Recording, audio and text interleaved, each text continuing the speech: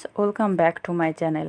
আজকে আমি আপনাদের সাথে শেয়ার করব এমন একটি শ্যাম্পু তৈরি করে, যে শ্যাম্পুটি আপনারা যদি কন্টিনিউ ব্যবহার করতে পারেন তাহলে আপনাদের চুল পড়া বন্ধ হবে, নতুন চুল গজাবে এবং আপনাদের যে চুলের যে আগা ফাটা আগা ভাঙ্গার যে সমস্যাগুলো থাকে, স্ক্যাল্পের একটা সমস্যা থাকে, অনেক সময় চুল স্ট্রেট থাকে না, বিভিন্ন সমস্যা এই একটা শ্যাম্পুতেই আপনারা কভার করতে পারবেন। তাই ভিডিওটি না টেনেই দেখবেন, কারণ টেনে দেখলে ছোট ছোট টিপসগুলো মিস করবেন, তাহলে কিন্তু ভালো রেজাল্ট পাবেন না, তখন কমেন্ট করতে পারবেন না। যাই হোক, এই শ্যাম্পুটি তৈরি করতে আমাদের কি কি লেগেছে সেটাও আমি আপনাদের দেখিয়ে দেবো, কত দিন ব্যবহার করবেন সেটাও দেখিয়ে দেবো, এবং এটার সাথে আমি আর কি কি ইনগ্রিডিয়েন্ট মিশালাম সেটাও দেখিয়ে দেবো। তো চলুন দেখে নিই আমরা কি কি মেশালাম। আমি এখানে একটি বাটি নিয়েছি এবং আপনারা কিন্তু অবশ্যই একটা জিনিস ফলো করবেন, যে এইটা কিন্তু আপনারা 10 থেকে 15 দিন ব্যবহার করতে পারবেন, মানে অর্থাৎ আপনারা যদি স্টক করতে চান তাহলে 10 থেকে 15 দিন আপনারা স্টক করতে পারবেন। তো আপনারা ততদিন করতে চান বা যখন তখনই বানিয়ে ব্যবহার করবেন, সেটা আপনাদের চয়েস। যাই হোক, আমি এখানে তিসি বীজ নিয়ে নিয়েছি। তিসি বীজ অনেকেই চিনবেন, কেউ কেউ ফ্লাক্সিড নামে চিনবেন, তো যে যে নামে চিনবেন সে সেই নামেই ব্যবহার করবেন।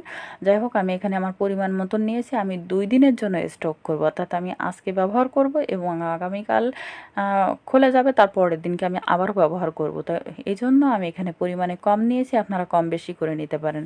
স্টক বেশি দিনের করলে সব কিছুর পরিমাণটা কিন্তু বাড়িয়ে কমিয়ে নেবেন, সেটা আপনাদের ইচ্ছা। আর যদি কিনা আপনাদের স্ক্যাল্পের কোনো সমস্যা থেকে থাকে, অনেকের ঘা থাকে, খুশকি থাকে, সেগুলো কমেন্টে জানাবেন। যদি কিনা আপনাদের স্ক্যাল্পে খুশকির কোনো প্রবলেম থাকে তাহলে এই শ্যাম্পুটা যখন ব্যবহার করবেন তখন অবশ্যই একটু লেবুর রস দিয়ে নেবেন।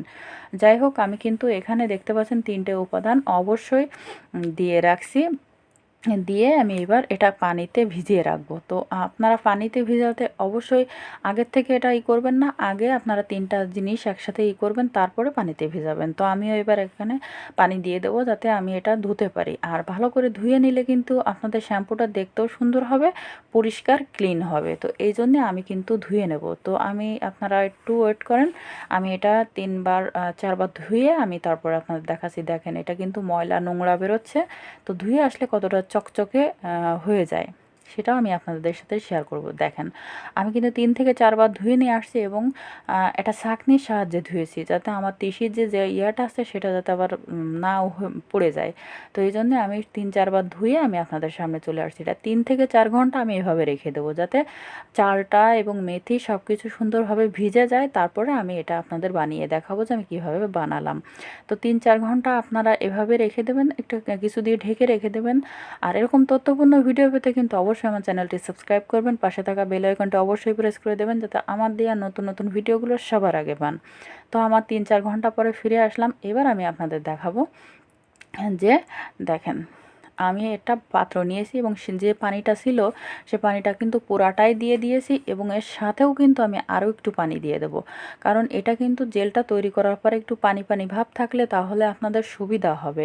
কিন্তু যদি একদম আটালু ভাব হয় তাহলে কিন্তু আপনারা এটা জেল বের করতে পারবেন না। তাই একটু পানির পরিমাণটা একটু বেশি দেবেন, যাতে জেলটা একটু পাতলা হয়, তাহলে আপনাদের সুবিধা হবে। আমি আর চুলায় ক্যামেরা নিয়ে গেলাম না, আমি আপনাদের দেখিয়ে দিচ্ছি যে দেখেন আমি কেমন পাতলা নামিয়েছি। এটা কিন্তু এখনও গরম রয়েছে, আর আমি গরম থাকতে থাকতেই ছেঁকে নেব। ঠান্ডা হয়ে গেলে তিসির বীজের সাথে কিন্তু ওই জেলটা থেকে যাবে, আর ছাড়াবে না। তাই এজন্য গরম গরম ছেঁকে নেওয়ার চেষ্টা করবেন। আমি কিন্তু এখানে একটা কাপড়ও নিতে পারতাম, বাট কাপড় নিলে কিন্তু আমার হাতে গরমটা লাগতো, তাই আমি এখানে ছাকনা নিয়েছি, আমি ছাকনার সাহায্য নিয়েছি। আপনারা কিন্তু ছাকনা নেওয়ার চেষ্টা করবেন, তবে যাদের কাছে নাই তারা কি করবেন, একটু কষ্ট করে কাপড়ের সাহায্য নেবেন আর কি করবেন। যাই হোক, আমি এখানে দেখতে পাচ্ছেন যে বাকি যে আমি তো জেলটা বের করে নিচ্ছি, কিন্তু উপরে যে জিনিসটা থেকে যাচ্ছে 3টা এটা কিন্তু স্ক্রাব হিসাবে আপনারা ব্যবহার করতে পারেন, মাস্ক হিসাবে ব্যবহার করতে পারেন। তো সেটা যদি আপনারা না জানেন কিভাবে মাস্ক তৈরি করবেন, আমাকে কমেন্ট করবেন, আমি দেখিয়ে দেবো যে কিভাবে এটা দিয়ে মাস্ক তৈরি করতে হয়। তো দেখতে পাচ্ছেন যে আমি এখানে কিন্তু জেলটা বের করে নিয়েছি। এবার এটা ঠান্ডা করতে দেবো। আর এটা কিন্তু অবশ্যই আপনারা ফেলে দেবেন না, কারণ এটা কিন্তু সুন্দর একটা মাস্ক তৈরি করতে পারবেন। স্কিন হোয়াইটনিং, স্কিন গ্লোর একটা মাস্ক, কিন্তু সুন্দর মাস্ক তৈরি হবে। আর এটা দিয়েই কিন্তু আপনার স্কিনের বিভিন্ন সমস্যার সমাধান আপনি পেতে পারেন।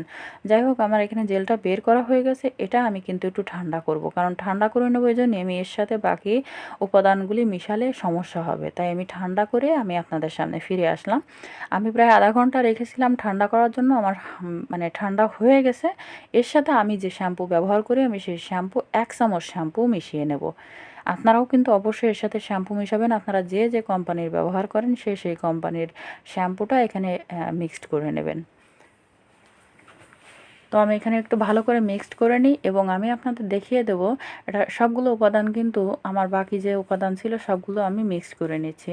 ভালো করে মিক্সড করলে কিন্তু এই শ্যাম্পুটা আপনারা সপ্তাহে 2 থেকে 3 দিন ব্যবহার করতে পারবেন এবং এটা ব্যবহার করলে কন্টিনিউ ব্যবহার করলে আপনাদের স্কিনের মরা চামড়া দূর হয়ে যাবে, আপনাদের মানে মাথার যে মরা চামড়া থাকে খুশকি থাকে সেটা দূর হয়ে যাবে, তারপর আপনাদের চুল পড়া বন্ধ হবে এবং আপনাদের নতুন চুল গজাতে খুবই ভালো কাজ দেবে। যাদের চুল ড্যামেজ ভেঙে যাচ্ছে বা আগা ফাটা তাদেরও খুব ভালো কাজ দেবে এবং যাদের চুল কার্লি অর্থাৎ একদম কোঁকড়ানো তাদের চুল স্ট্রেট হয়ে যাবে, কারণ এটার সাথে সাথে আপনাদের একই সাথে কন্ডিশনারও হয়ে যাবে। কারণ যারা কন্ডিশনার ব্যবহার করা অভ্যাস তাদের কিন্তু আর কন্ডিশনার ব্যবহার করতে হবে না। তো কন্ডিশনার দিলে যেমন আমাদের চুলটা অনেক সিল্কি হয়, আপনাদের এই শ্যাম্পুটা যদি ব্যবহার করেন এবং ব্যবহার করার ঠিক 5 মিনিট আগে আপনারা এটা ব্যবহার করে রাখবেন। বেশি সময় দরকার নেই, জাস্ট আপনারা মাথায় এটা লাগানোর পরে 2 থেকে 3 মিনিট বা 4-5 মিনিট রেখে তারপরে আপনারা সুন্দর করে পানি দিয়ে ধুয়ে ফেলবেন। যেভাবে আর কি আপনারা শ্যাম্পু করেন তো ওইভাবে আপনারাই করবেন। আমি একটু হাতে লাগিয়ে দেখাচ্ছি তাহলে আপনারা বুঝতে পারবেন। আমি এখানে হাতটা কিন্তু ভিজিয়ে নিয়ে আসছি, দেখতে পাচ্ছেন আমি কিন্তু আমার হাতটা ভিজিয়ে নিয়ে আসছি। দেখেন এখানে কিন্তু আপনারা এইটা আমি দেওয়ার ফলে দেখেন একদম কিন্তু গেজা গেজা হয়ে গেছে, যেহেতু আমি একটু শ্যাম্পু দিয়েছি। তো বুঝতে পারছেন যে আপনাদের শ্যাম্পুর একই সাথে আপনাদের কিন্তু কন্ডিশনারও হয়ে যাবে এবং আপনাদের মাথার মানে স্ক্যাল্পেও লাগলে এত ভালো কাজ দিবে এবং এটা কিন্তু অবশ্যই অবশ্যই আপনারা একবার ট্রাই করে দেখবেন। কাজ না হলে অবশ্যই আমাকে কমেন্টে জানাবেন কেমন হলো। আর আমি আশা করছি 100% শিওর যে হ্যাঁ এতে ভালো রেজাল্ট দিবে, কারণ আমি নিজে ব্যবহার করছি, আমি জানি যে এতে বেটার রেজাল্ট আপনারা পাবেন। কারণ আমার চুল পড়ে যাচ্ছিলো, আমার চুলেরই একই প্রবলেম ছিল। তো আমি যা ট্রাই করি আমি কিন্তু আপনাদের সাথে তাই শেয়ার করার চেষ্টা করি। তো আমি একবার ধুয়ে আসছি, দেখেন আমি আরও একবার দেখিয়ে দিচ্ছি আপনাদের। কেন দেখিয়ে দিচ্ছি, কারণ এই শ্যাম্পুটা আপনারা কন্টিনিউ করলে এটা কিন্তু 10 থেকে 15 দিন আপনারা স্টক করতে পারবেন নর্মাল ফ্রিজে একটা কাঁচের কৌটায় রেখে। তো যদি ভিডিওটি ভালো লাগে কিন্তু অবশ্যই একটি লাইক দিবেন আর বন্ধুদের সাথে শেয়ার করে তাদের দেখার সুযোগ করে দিবেন, কারণ এমন হেল্পফুল ভিডিও পেলে কিন্তু তারাও খুব উপকৃত হবে, কারণ অনেকেরই এই প্রবলেম।